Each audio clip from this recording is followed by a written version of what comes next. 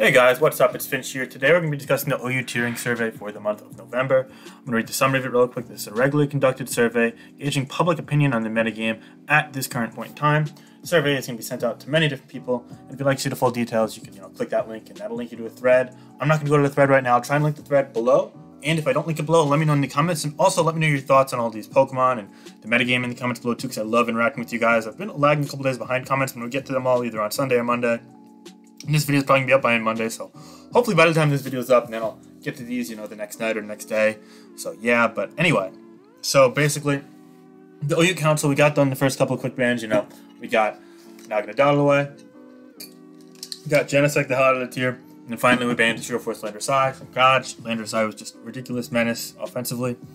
And now we're discussing a whole new slew of Pokemon that could potentially be controversial in the metagame. We want to know what's next, potentially quick ban and or suspect test or retest even potentially. So we're going to go down the whole survey because this is made public. So anyone with a Smalgon account could respond to the survey. If you guys want to, then you can go ahead and do so yourself. Again, I'm going to try and remember to link it, but if not, find it on Smalgon, find it on my Twitter account or in my YouTube server and so on and so forth. YouTube Discord server, that is. But yeah, that aside, there's just a ton of stuff to discuss here. First off, I want to say that just because something's listed here doesn't mean we're going to ban it or suspect it.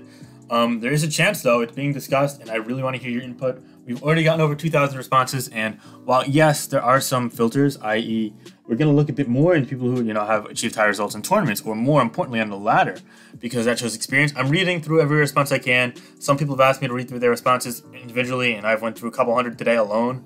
Felt like a 3 or 4 hours doing it, but it's been a pretty crappy day for me. Unfortunately, some people at my work have contracted COVID, and that's something I take very seriously. So what I've been doing, I've been basically in my room, or now I'm in my basement all day, and whenever I'm not, I've got to wear a mask around the house, so that's rough. I kind of want to see my family, interact with them when I'm not at work, but I'm not able to do that as much. So it's been a rough week, but I know that so long as I follow the safety guidelines, and you guys do as well, the future will be bright. So be sure to stay positive, guys.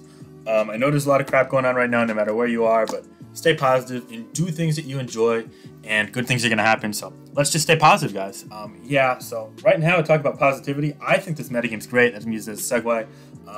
Right now I put the metagame at a 7 out of 10. Probably in DLC1 or before DLC1, I would have put the game more at a 5 or a 6, and now I'm at 7, 8, if you will. And I didn't think the metagame before DLC 2 dropped was actually bad. I actually quite liked it. It was at a 5 or a 6 for me, really, whereas in parts of SM it was probably more of a 3, 4. Perhaps that's less popular of an opinion, though. I feel like a lot of people had issues with the metagame, but I feel like many people in their issues, they weren't really able to articulate them. Or they're just oh no, too much defensive stuff. But in reality, I don't mind when balance is good. In fact, balance is good as a sign of a balance, but there were some things that clashed with that narrative being a reality in the prior metagame, which is why it was more of a 5, 6 as opposed to a 7, 8 that I have it at now.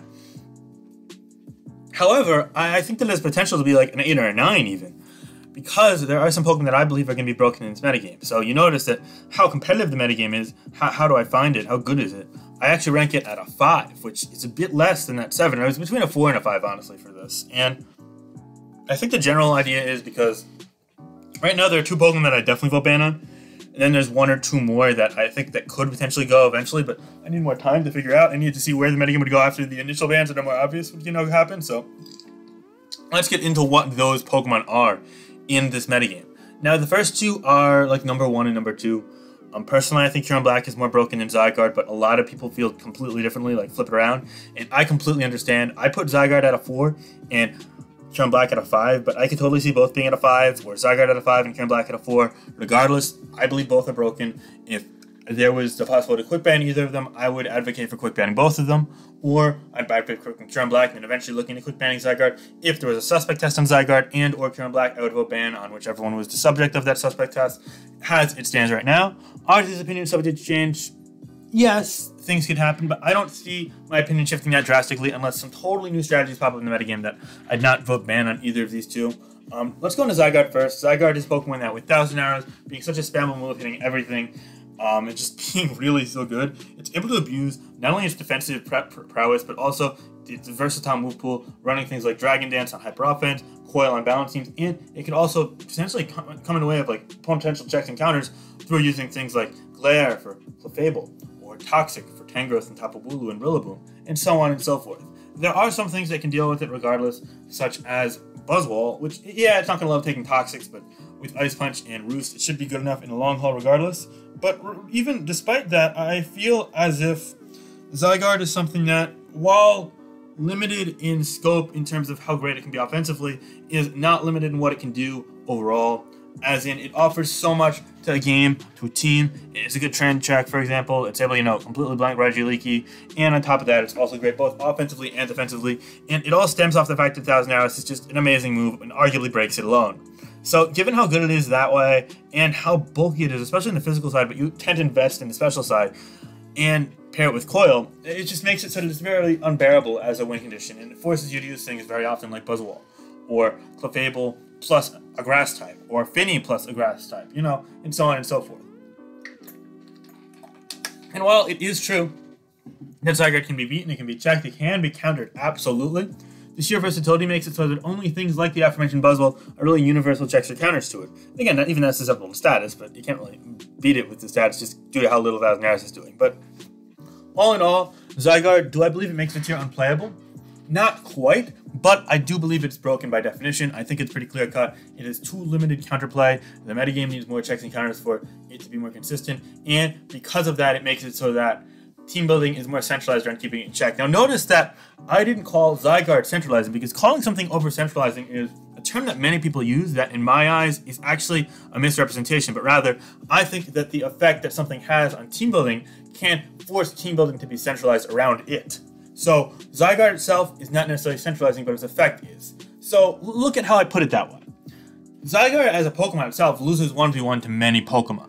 For something to be over-centralizing, that would mean it be basically beating everything left and right. I.e., look at Naganadel and Genesect. Those Pokemon might have been over-centralizing, but once you get to something like Zygarde, which, it's not a world beater itself. Sure, choice bands and sets are good, and setup sets obviously are going to, win a lot of games, but that alone, it can clearly be checked and countered. But rather, a lot of people have to stress on checking and countering and team building. They have to go out of their way to use a specific limited pool of Pokemon. That alone is centralization, but it's kind of the extent it centralizes team building, because you need checks and counters to simulate everything. For example, Spectre, you're going to need a Ghost Resist or a really specially defensive Pokemon. Which, okay, is that centralized to an extent? Yes, but is it remotely close to over-centralizing or to an unhealthy extent? Well, you could say unhealthy, but you can't say over-centralizing. It's not just outright blanking teams left and right. Is it very good and maybe you could say it's broken? Sure, you can say that. But, it's obviously not as close to as broken as Zygarde, let alone being something over-centralizing like the aforementioned Naganadel and Genesect. Which are just two examples. You can go back historically and speak of many, many other examples, but I hope you get the point and why I believe that phrase is commonly misused and why I believe it applies to Zygarde in this light in terms of how it kind of warps team building. As for warping team building, Kyurem-Black arguably does it to a greater extent, and that's why I put it as a 5 and Zygarde as more of a 4. Kyurem-Black's Dragon Dance plus Icicle Sphere plus Fusion Bolt plus either Substitute or Roost or do Wing Beat or whatever you have. You can run a Scale Shot if you want for getting a kill on opposing Kyurem-Black and whatnot. I mean, as well, it's really, on Hyper Offense, I think it's decent, but I don't love it. I prefer Dual Wing Beat if you want to run another attack. But regardless of what you do run, Kyurem-Black is mad strong, it's super bulky, it's able to lift things like Clefable's Moonblast with ease, it's able to tank potentially even super effective hits from some fighting types and other fairy types as well. Yeah, boosted super effective hits are going to get the job done, but I mean, then again, on Hyper Offense you pair it with screens and it's living even those, it's just absolutely absurd. You're going to need something like a Specs Latios to really take it out in one hit reliably, and I think that's crazy. And the thing is that it has the ability to circumvent some counterplay, while the Dual Wing Beat set I don't give too much credit as it's still kind of fringe at the moment, so I'll say Buzzwole is definitely a reliable answer. And then there's also Melmetal, which, if it lacks Earth Power, which is decreasingly used, then you're going to be pretty well off against Kyurem. I still believe that besides those two, there really isn't much that can do the trick. Kyurem-Black's Bolt Beam coverage is absolutely ludicrous. Icicle Sphere was a godsend, and Dragon Dance was arguably even more beneficial towards assuring its success. And on top of that, it can run a Choice Band set. Personally, I find the Choice Band set to be a nice, refreshing change of pace, but I don't believe it plays towards my belief that it's broken.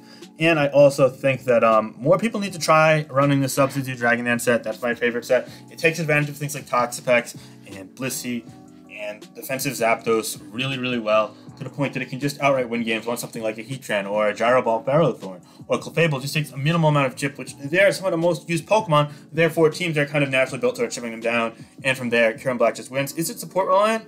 yeah, maybe to a slight extent because of that, or maybe it just gets in the first time it doesn't sweep, it chips them down, second time it sweeps. But regardless of that, I think at the end of the day, it's winning far more games than one would be comfortable with for it to say it's balanced in the metagame. And you guys could use many of my Road to the Top 10 videos as evidence for that that belief. Of course, if you haven't checked those out, then be sure to check them out. We've got a lot of fun stuff going on, and we're now in the top 150 of the ladder, which I think is pretty cool as well. Alright, next up we have two Pokemon that I'm a bit less sold on. Two Pokemon that I still believe deserve discussion, but those two Pokemon are Melmetal and Ferramosa, and I rank them both as 3. 3 for me is that I think I could see them being broken in the near future, not super distant, but if they were suspected right now, I'm not sure how I would vote. Personally, I think I'd vote ban on Melmetal and do not ban on Ferramosa, but that could change in 48 or 72 hours if I try out different things and I get different results. Right now, I think that Melmetal is unbearably strong in this current metagame, and with Kyurem-Black being so prevalent, it is often used as a defensive crutch to check things like that, or take advantage of Pokemon like Clefable. And honestly, the way it takes advantage of those teams and like punishes bulkier cores that lack a really punishing physical sponge to its attacks, kind of makes me want to keep Melmetal around. But then looking at it at the surface more and more, you are limited in what you could use to check it.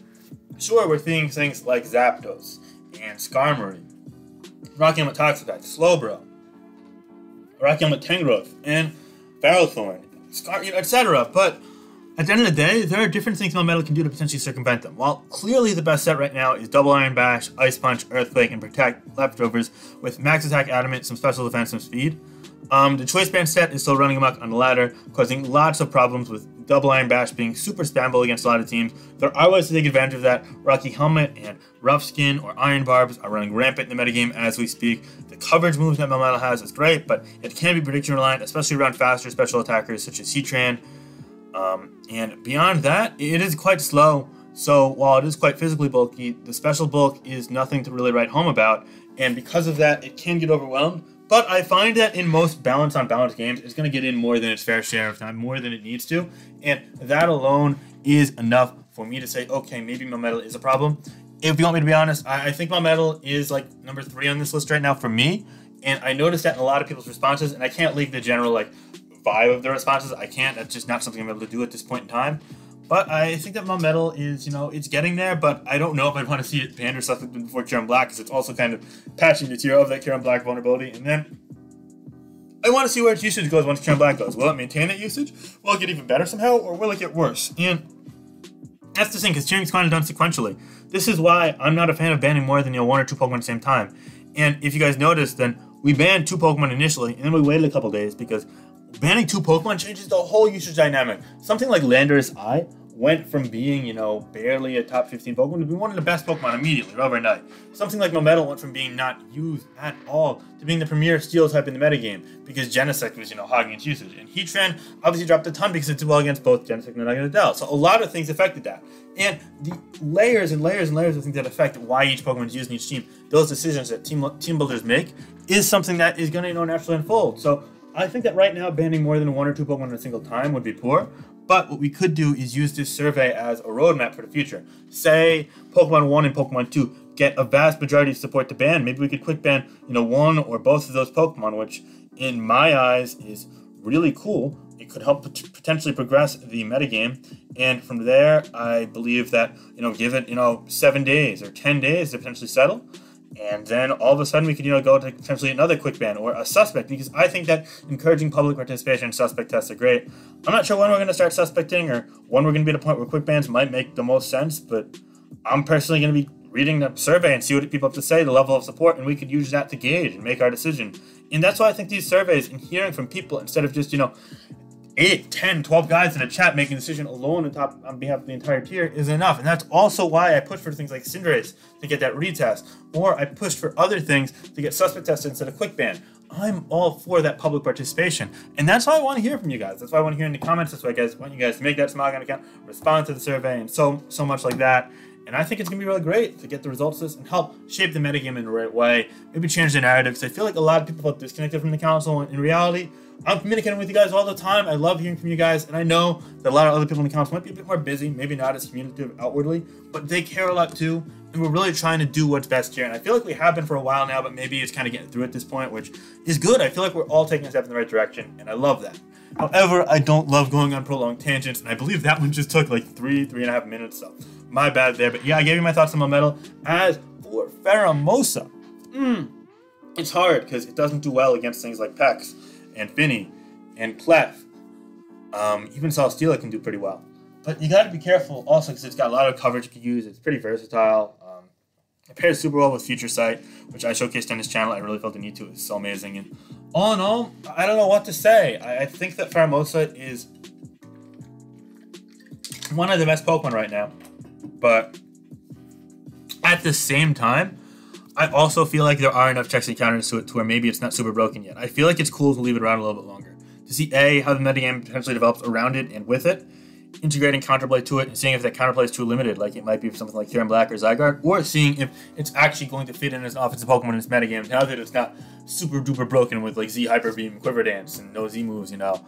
I do think Boots help it, and Spin being improved helps a little bit, but all in all, it's really good. And on paper, it might be broken, but in practice, I'm not quite there yet. And I'm kind of in the middle. I'd say I'm like 40-60 on it being banned right now, but I could change to 60-40 tomorrow. And what I think that's great about these evolving metagames, especially if we see bans of things like Kyurem-Black and or Zygarde, because then all of a sudden we're going to see the tier shift a lot, and maybe that Ferramosa will be the next big thing to get banned, or maybe checks and counters to it. Well, now there'll be more space for them, and that'll be really cool as well. So I'm curious to see what you guys have to say on it, and I'm really excited to see where the metagame's going moving forward on this front. Now we're going to discuss some Pokemon that I don't view as problematic at all. Two of them in particular are Blaziken and Tornadus. Spectre, I think I ranked this 2. I might have ranked this 1, but Spectre I can definitely see as more problematic more quickly than Blaziken or Tornadus might be. Blaziken is a Pokemon that a lot of people thought might be broken, but actually in practice, I don't think it's there yet. It has a bit of a 4 moveset syndrome case. Definitely struggles to break through common cores as well. A lot of Slowbro, a lot of Rocky Helmet Garchomp, a lot of competitive fire types as well, such as like Heatran, for example. And on top of that, it also is super frail. Actually, it's setup opportunities, and it's really weak to things like Spikes and Toxic Spikes, which are pretty common now. All in all, Heatran's still a good offensive Pokemon, and I definitely see it doing well in this metagame, but I don't necessarily view it as remotely ban-worthy right now. I see it as good. You know, pretty good to good, not great to broken, if you will. So I ranked it as a 1. As for Tornadus T with Boots, I was sure this thing would be broken, especially when getting access to Nasty Plot. In fact, it was so good that it got banned in National Decks. However, this is a common misconception. Just because something is good in one metagame, that might have more things to it, therefore thinking, oh, there's more checks in it? No, because that also means there are more Pokemon it beats. And the fact of the matter is that this metagame actually is not too kind to Tornadus T. Seeing things like Magyrna, Zapdos, Regieleki running rampant right now, as well as a number of strong, Pokemon like Kyurem-Black, which can 1v1 it, and so on and so forth. Yes, on paper, Tornadus T looks great, and I think it's going to be awesome once it kind of develops into metagame. But right now, the Nasty Plot sets, they're held back. It also relies on a lot of inaccurate moves, which is crazy shaky for using it. But on top of that, it also has a utility set, which I think is still pretty good right now, but, it's not really thriving in this metagame quite yet, and I don't think that's great for it. So maybe interesting to see where it goes. I still think it's going to be really, really good with Boots, with Nasty Plot, etc. But I don't think it's fully panned out to that potential, and therefore banning it or even suspecting it, discussing it right now, feels quite premature in my eyes. Next up, we have Spectre. I was on the fence between 1 and 2 for it and Magyrna. The thing for Spectre is lacks coverage, but it's still mad strong, and Ghost is a great type to just be spamming all day. If you had to pick one type, it'd be, Ghost, probably, or Dark. So yeah, I mean, all in all, there are checks and counters to it, a ton of them. It's super easy to revenge kill. Pokemon like Mandibuzz, Tyranitar, even Urshifu can do pretty nicely against it in short haul, not to mention Hydreigon as well. But at the same time, it is also limited in what it can do. It only has, 1 or 2 sets. It only can use one type of move. There are checks and counters to it. It does warp team building just a wee bit because, that is not the entire metagame. There's only a handful of Ghost resists out there. That much is true. But in a tier where you see things like Aegislash, like Gengar, like Dragapult, you kind of do need Ghost counterplay as is, so I don't think it's a huge departure from prior norms, but I still think it's something that you have to be conscious of, and I could definitely see it being a problem moving forward. I just don't think it's super pressing of an issue as we currently stand. If you feel otherwise, let me know in the comments below, though. Be sure to. Anyway, next up we have Magyrna. Magyrna, one of the 2 Pokemon alongside Cinderace that was super controversial after DLC1 was released. Why? Because it gained access to things like Stored Power, gained access to things like Trick. Stored Power making potential boosting sets really problematic. Trick making things like Choice Spec sets really problematic. But Magyrna, it really hasn't risen fully to the glory yet. I'm putting it at 2 just because I feel I have a suspicion that Hyper Offense will continue to integrate on other teams and Specs will eventually, you know, run rampant once we see a slight downtick in things like Zygarde being all over the place. That kind of conduces to other steel types and structures being used, if you will. All in all, though, Magyrna is still great in my eyes, and I feel like Magyrna, is eventually going to thrive, maybe reach older levels that it was in the prior metagame, get banned, or maybe just be one of the better Pokemon in the tier like it was last generation. I think Magyrna is going to be a really interesting option in metagame right now, and maybe it's not reaching that potential full yet, kind of like something like Tornadus T, but I think that it's, you know, we definitely gonna have discussions about it moving forward in the months ahead. So yeah. Speaking of Pokemon that were controversial and then eventually banned in the DLC 1 metagame, there's also Cinderace. Cinderace actually has been struggling a lot between 4 move slot syndrome and the fact it doesn't really have options to take down things like Garchomp and Zygarde with ease. And we're also seeing tons of Slowbro, Toxapex, Finny, etc. You know, has certain specific move combinations. It's just rough on it. And a lot of faster Pokemon as well, so Sucker Punches. It's just...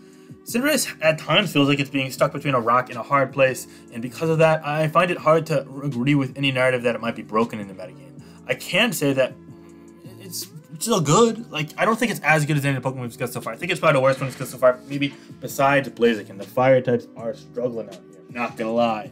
But I will say that it's still very strong. It still has a unique array of offensive options that it could use, both in terms of moves and ability abuse. But at the same time, it's still quite frail. The metagame, you know, has a lot of things that could destroy it, and you gotta kind of watch out with Cinderace. So yeah, I put it as a 1, but I could see it being a 2. Next up, we have Toxapex.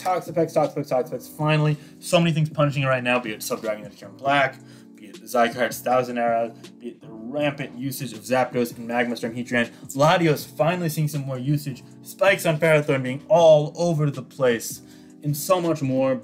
But despite all of that, it's still a pain in the ass.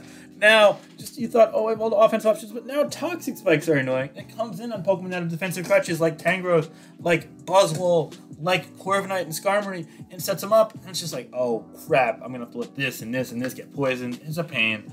And yeah, it takes some foresight to be able to check and counter, abuse, and not get abused by too much. But at the same time, Toxapex is still handled pretty cleanly in this metagame. It's nowhere near the level it once was in the mid DLC 1 metagame. In fact, I already feel like it was falling off slightly in the late DLC 1 metagame, but now it's falling off even more. It's still a top, you know, 20-25 Pokemon, but well, there's always that icky element to Toxapex. I couldn't genuinely rate it above a 2. I don't think it's suspect worthy or ban worthy right now, but I'm willing to change that opinion. I think it's one of the most adaptable Pokemon, so all of a sudden, the metagame state kind of changes if we ban something like Kyurem-Black or Zygarde. I could see something like Toxapex going afterwards if it's too problematic. Because we really don't want defensive Pokemon that are too oppressive to remain in the metagame, just like we don't want offensive Pokemon that are too oppressive to be in the metagame. It can't just be offensive Pokemon or just be defensive Pokemon. You gotta look at it like the whole picture. So I think that's something that we as a community need to do a better job of doing, something that the council is very conscious of as well and willing to discuss moving forward.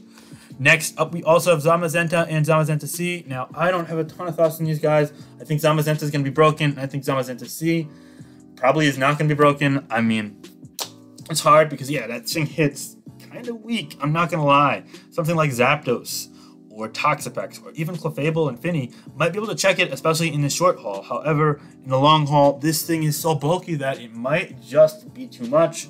Am I super confident that it would be too much? No, I do believe that if it was possible, we should give it a potential retest, or suspect test, whatever you want to phrase it as. But there's also this whole debate over how we do that. Would we drop down both? Because technically Zamazenta C is basically Zamazenta with, you know, the item and ability and whatnot in different form, you know, but it's a whole can of worms. And right now, there is a thread on it on Smogon. Being discussed as we speak. Jordy made it earlier. I told him that you could do that. Although it wasn't really a counter because it also applies to Nationals XGs, by the way, not just OU. So there's going to be a lot of discussion over that. And honestly, the people discussing that, the legality and stuff there above me. I'm just a council member. I'm not a cheerleader right now. I'm not the person who decides overall Smogon tiering philosophy. I'm not the tiering administrator. So unfortunately, all I can say to the people questioning me about this, and I've been feeling a lot of questions about it, is personally, if possible, I believe Zamazenta 2C would be something that we should look into testing, but not Zamazenta. And that's my honest opinion. Blunder had a good video on that. Check it out if you'd like. I'm not going to remember to leave a link to it in the description. Honestly, I'm going to forget. I've already alluded to a million different things. But if you guys want to link it in your comments, feel free to, because, you know, love for my man. But with that said, I think that it would be interesting to see new Pokemon, but I don't think it's pressing. Like, right now, if it were up to me, and I could like free it without any consequences or precedent being broken. Which of course there's a whole loop of things there that we gotta discuss. So again, don't quote me on that. I don't know a ton about Zamazenta C quite yet. I've just been doing some research since Blunder's video, but I think that disregarding all that nonsense, I believe that it would be probably good in OU, but not broken. But I've been wrong on something like this before. It's hard for me to make things solely off of speculation. I'm much more like playing an actual metagame out. So be curious to be able to play that metagame. Maybe we will, maybe we won't. But regardless, there are things more pressing in this metagame we have to deal with. I feel like retest shouldn't happen until things in the metagame are settled. So maybe give it 2-3 months, or 2-3 bans, or even. And we'll get there, or we won't get there. We'll find out. I'm gonna keep you guys in the loop on that subject. There was also, is there anything not mentioned? As people said Urshifu, but I don't think we're expecting Urshifu anytime soon. Due to the fact that there are a ton of more prominent offense Pokemon. I do think Urshifu is still very good, but not quite at DLC 1 levels. Definitely can change in the future, though. I'm sure it might be in next survey, for example. So, is there any other comments, suggestions, concerns? Well, no, not currently. And then, just for the sake of demographics, and for the record, if you don't fit into one of these, your voice still does matter. Again, if you guys want me to read your thoughts, I will. I'll probably go through a lot of stuff either way. We do have over 2,000 votes, but again, I'm going through as much as I can, so yeah. But anyway, do you meet any of the following requirements? 3 or more games in Untitled Chapter 4, yes. 10 or more points in S Tour, 30, yes. Top 16 in Fall Seasonal, no, but I am top 16 in the standings overall, but that doesn't really matter. Then was I top 150 on the ladder? Yeah, I was on the Horse Girl 9,000 alt, and I hit top 150 in my last video for the OU Road to the Top 10. If you don't know that, check that series out. A lot of fun stuff I'm using. Giving out a team every time too, so it's always fun to give you guys my teams to share and see what's up. But anyway, these are my kind of unfiltered, unscripted thoughts on UU metagame. I already filtered out last night, so I'm not actually gonna submit this now, but I was actually the first person to submit it just as a test. So yeah, let me know your thoughts below. What do you think's broken? What do you think maybe isn't broken? What are you unsure about? Are you enjoying the metagame? Less so, and why not? I'd love to hear all that below. I'd love you guys to respond to the survey if you got a Smogon account. If you guys need to know about making Smogon accounts and navigating the forums, be sure to check out my video on that last week. And yeah, I think that's about it. Alright guys, happy Metagame Monday. If this is on Monday, I think this is going to be a Monday upload, and have a great day. Alright, peace out. Check out the Twitter, check out the Discord, etc. Peace.